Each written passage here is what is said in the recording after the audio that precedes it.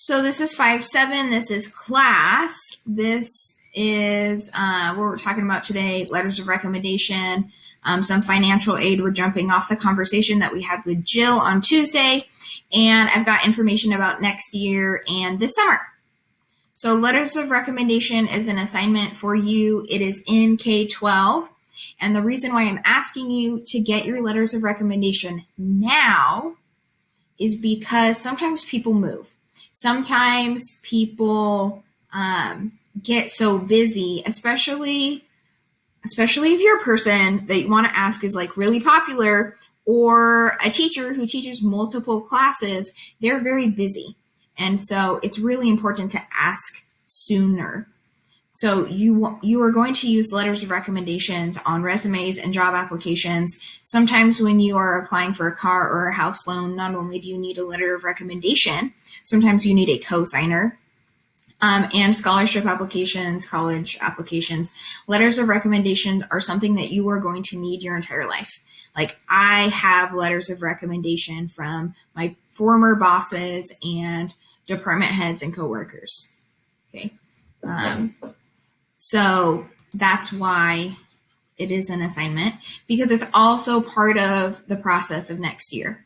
I'm going to skip financial aid and talk about it in a minute. So this summer, what do we need to do is that you have some tasks to think about this summer.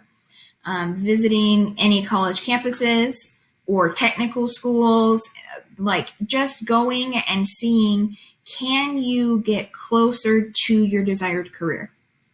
Or can you investigate some others that might be interesting? It's a good time to volunteer and to have fun. I don't know what the job shadow requirements are going to be with COVID, but that is something to be thinking about, because normally we would have done job shadowing junior year. Again, I don't know what the requirements are going to be around that. But these are some campuses that are pretty close. We have community college like SPSCC, Olympic Community College. We have bigger universities like UW. Evergreen is a bit bigger. St. Martin's is a private school. So you can get a feel for the different types of schools that are around without actually like needing to apply and that kind of thing. Next fall, there's a schedule. So I've been working on,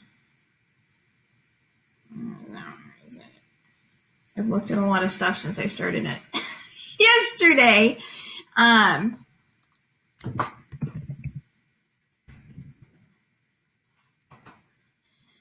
Been looking at a schedule and breaking down the year for you to give you an idea of what's going to, like, what might be happening senior year. What is that going to look like? So you have kind of a senior year timeline. I'm going to link this that says, like, what do you do before school? September, these are the things that happen. October, these are the things that happen. November, these are the things that happen. And the school website has a lot of this stuff too. But I don't want to stress you out, but I do want to prepare you to know that there's a lot of things, there's a lot of moving pieces that happen senior year. And we really hit the ground running. And so I wanted to talk a little bit about that. Next fall, things that I know. We have just been told that we are back in person 5 days a week next fall. The schedule for this year, I was going to link to it so you could see that.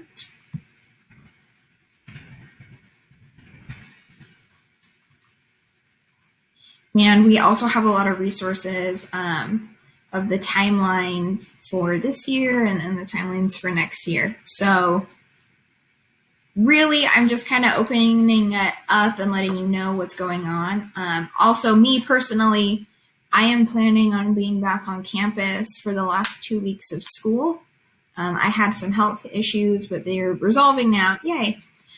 So I should be able to see some of you guys in person again in the last 2 weeks of school. So those are some things that I think might be the most interesting to you to know, is that we're going to be back in more of a regular way next year, and I'm hoping to see you guys at the end of the school year. Okay. So what do you need to do? As far as what do you need to do, it's really that letters of recommendation. So there's an assignment in K-12. That's what we're working on right now.